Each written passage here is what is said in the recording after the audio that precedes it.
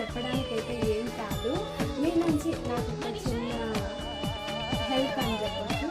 ఎందుకో నాకు అలా అడగాలనిపించింది. ఈ సారీలో మనము ఒక 400 సారీస్, కరెక్ట్గా 400 సారీస్ అయితే సేల్ చేసాము.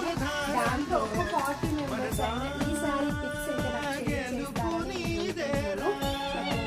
మీ ఫేస్ ఏం నేను ఛానల్లో పెట్టాను, అస్సలు రివీల్ చేయను. జస్ట్ నేను చూసుకోవడానికి మాత్రమే వరలక్ష్మి వ్రతం రోజు ఈ సారీ అయితే ప్రత్యేకంగా నేనైతే తీసుకున్నానండి.